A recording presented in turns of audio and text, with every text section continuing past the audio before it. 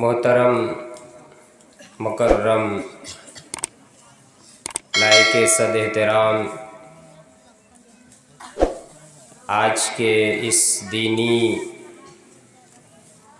مجلس دینی جلسہ کے معزز صدر محترم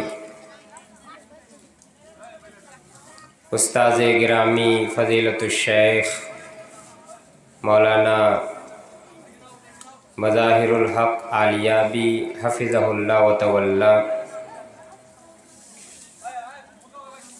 میرے سامنے تشریف فرما دینی ملی بھائیوں اور دوستوں، پردہ نشیں ماں اور بہنوں،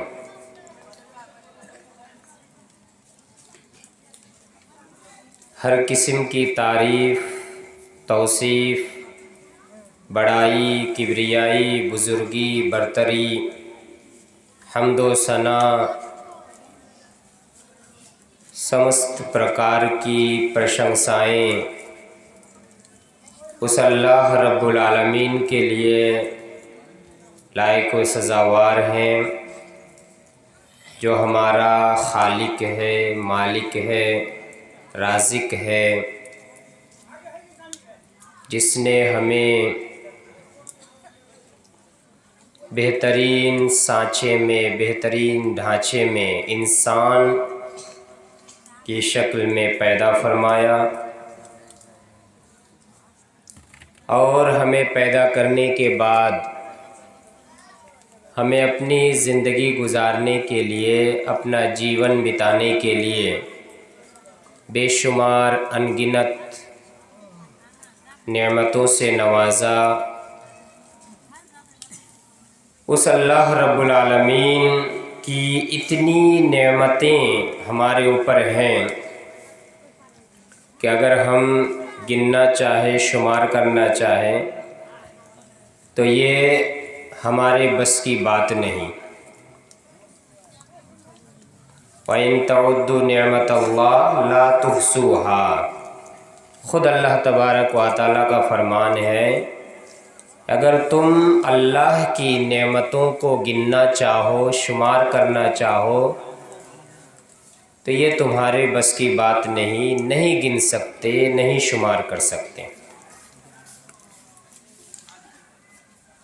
اور یہ ہم سب سمجھتے بھی ہیں، اس لیے کہ اللہ تعالیٰ کی اتنی نعمتیں ہیں، اگر صرف ہم اپنے باڈی اور اپنے شریر کے اندر ہی غور کریں تو نہ جانے کتنی نعمتیں اللہ تعالیٰ نے ہمیں دی ہے، اس کا ہمیں اندازہ ہوگا۔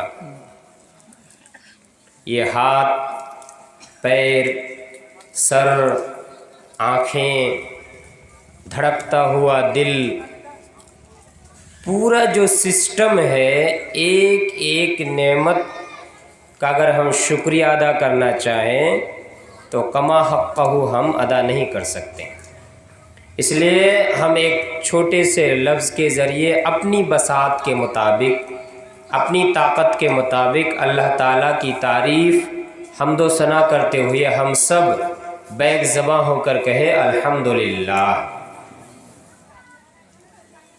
اسی کی مختصر سنکشت تعریف اور پرشنسا کے بعد ہمارے آخری نبی جناب محمد رسول اللہ صلی اللہ علیہ وسلم پر لاکھوں کروڑوں درود و سلام نازل ہو۔ اللہم صلی علیہ، اللہم بارک علیہ وسلم علیہ تسلیما کثیرا۔ برادران اسلام، ماں اور بہنوں، خطبۃ الحاجہ کے بعد میں نے آپ حضرات کے سامنے قرآن مجید سے ایک آیت تلاوت کی ہے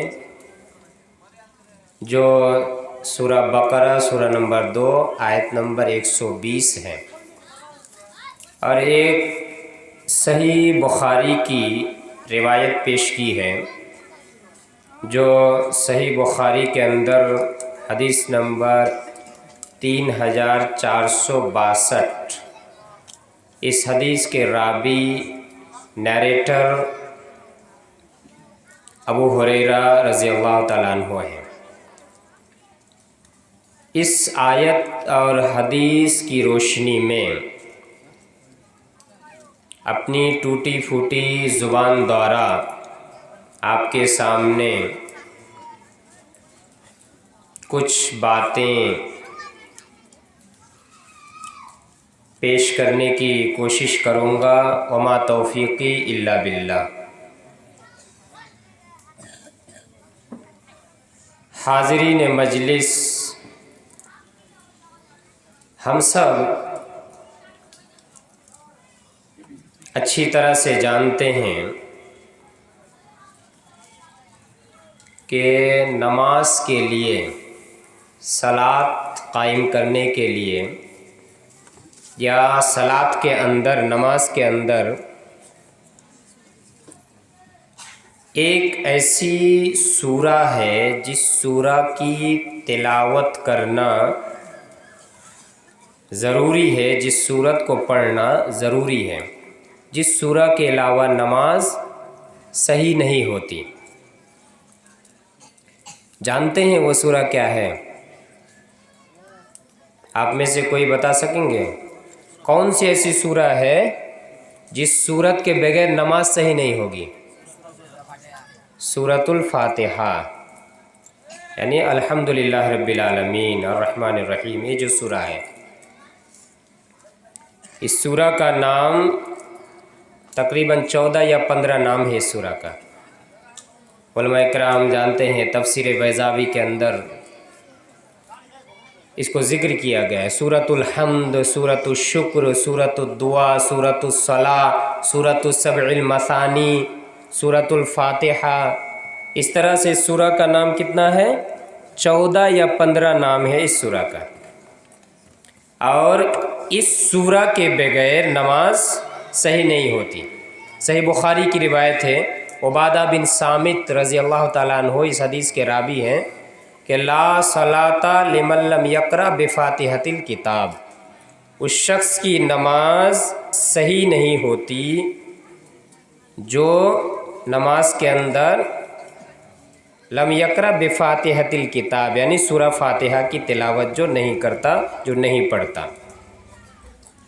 میرا کہنے کا مقصد یہ ہے کہ ہم سب جانتے ہیں کہ اس سورہ کے بغیر نماز نہیں ہوتی، اور اس سورہ کو ہم سب نماز کے اندر پڑھتے ہیں، تلاوت کرتے ہیں، چاہے وہ فرض نماز ہو، چاہے نفل نماز ہو، چاہے جماعت کے ساتھ ہو، چاہے اکیلا آپ نماز پڑھیں، ہر نماز میں اور ہر رکعت میں،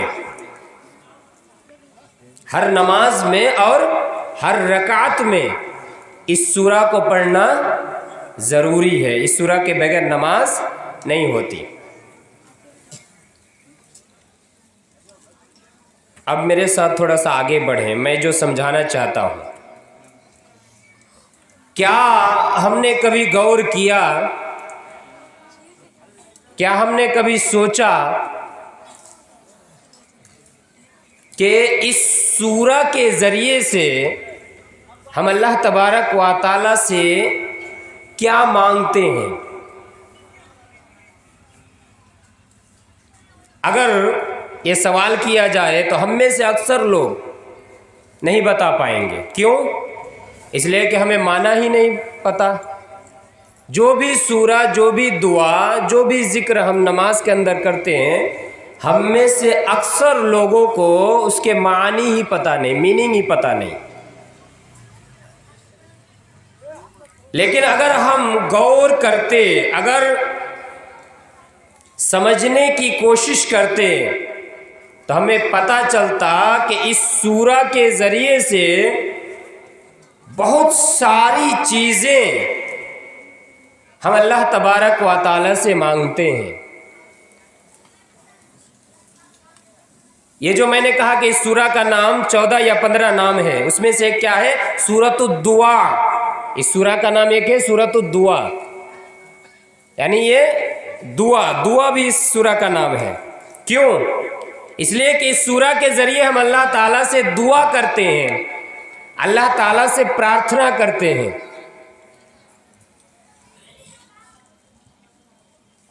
لیکن ہم نے کبھی غور نہیں کیا کہ اس سورہ کے ذریعے سے ہم کون سی دعا کرتے ہیں، کس طرح کا پرارتھنا ہم اللہ تعالیٰ سے کرتے ہیں. پوری سورہ کا معنی میں آپ کے سامنے پیش نہیں کروں گا. میں جو سمجھانا چاہتا ہوں ان آیتوں کا ترجمہ آپ دیکھیے. ہم اس سورہ کے ذریعے سے اللہ تعالیٰ سے کیا مانگتے ہیں؟ سب سے پہلے تو آپ دیکھیے الحمدللہ رب العالمین الرحمن الرحیم مالک یوم الدین. ان آیتوں کے ذریعے ہم اللہ تعالیٰ کی تحمید حمد بیان کی، اللہ تعالیٰ کی پرشنسا کیے. اللہ تعالیٰ رحمان ہے، رحیم ہے، رحم کرنے والا ہے. اللہ تعالیٰ قیامت کے دن کا مالک ہے. ایاک نعبد و ایاک نستعین، اے اللہ ہم تیری ہی عبادت کرتے ہیں، تجھ سے ہی مدد ہم طلب کرتے ہیں. اس کے بعد ہم کیا کہتے ہیں؟ اہدنا الصراط المستقیم صراط الذین انعمت علیہم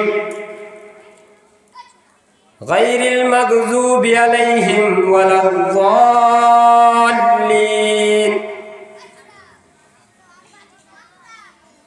میں جو آپ لوگوں کو سمجھانا چاہتا ہوں وہ انہی آیتوں کے متعلق ہے. اللہ کی تعریف کرنے کے بعد، اللہ کو رحمان اور رحیم مان لینے کے بعد، اللہ کو قیامت کے دن کا مالک مان لینے کے بعد،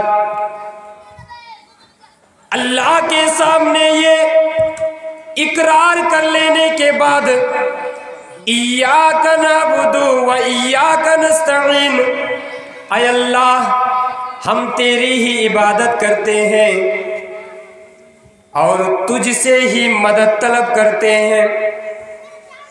ان تمام چیزوں کا اقرار کر لینے کے بعد ہم آگے اللہ تبارک و تعالی سے دعا مانگتے ہیں. اہدنا الصراط المستقیم، اے اللہ ہمیں سیدھی راہ دکھلا، اے اللہ ہمیں سیدھے راستے پر چلا. صراط الذین انعمت علیہم، اے اللہ تو ہمیں ان لوگوں کے راستے پر چلا، انعمت علیہم جن لوگوں کے اوپر تیرا انعام ہے، جن لوگوں کے اوپر تیری بخشش ہے، جن لوگوں کے اوپر تیری مہربانی ہے، جن لوگوں کو تو نے انعام سے نوازا ہے، جن لوگوں کو تو نے مہربانی سے نوازا ہے، جن لوگوں کو تو نے بخشش سے نوازا ہے، اے اللہ ان لوگوں کے راستے پر چلا. غیر المغضوب علیہم ولا الضالین. آگے ہم اللہ تبارک و تعالی سے یہ بھی دعا کرتے ہیں، اے اللہ غیر المغضوب علیہم ان لوگوں کے راستے پر مت چلا، مغضوب علیہم جن لوگوں کے اوپر تو ناراض ہے، جن لوگوں کے اوپر تیرا غصہ ہے، جن لوگوں کے اوپر تیری اسنتوشٹی نازل ہو گئی ہے، ایسے لوگوں کے راستے پر نہ چلا. ولا الضالین، اور ان لوگوں کے راستے پر بھی مت چلا جو گمراہ ہو چکے ہیں، جو پتھ بھرشٹ ہو چکے ہیں، جو سیدھے راستے کو چھوڑ کر کے شیطان کا راستہ اختیار کر چکا ہے. اے اللہ تو ان لوگوں کے راستے پر بھی مت چلا.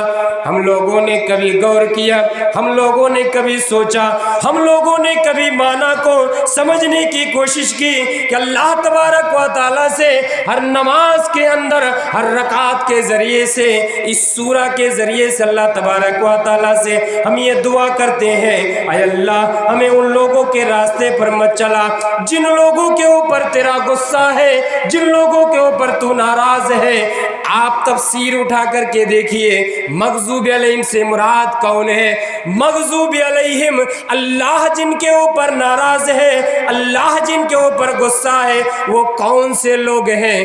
آپ قرآن کی تفسیر اٹھا کر کے دیکھیں، آپ کو پتا چلے گا مغضوب علیہم سے مراد یہودیوں کو بتایا گیا ہے، یہودیوں کو سمجھایا گیا ہے. یعنی ہم اللہ تبارک و تعالیٰ سے ہر رکعت کے ذریعے اس آیتوں کے ذریعے ذریعے سے دعا کرتے ہیں اے اللہ ہمیں یہودیوں کے راستے پر مت چلا، ولا الضالین، ضالین کا معنی آپ اٹھا کر کے دیکھیں آپ کو پتا چلے گا، ضالین یعنی جو پد بھرشٹ ہو چکے ہیں، گمراہ ہو چکے ہیں، وہ کون سے لوگ ہیں؟ وہ نصارہ ہیں، وہ کرسچین ہے۔ اے اللہ ہمیں یہودیوں کے راستے پر بھی مت چلا، نصرانیوں کے راستے پر بھی مت چلا۔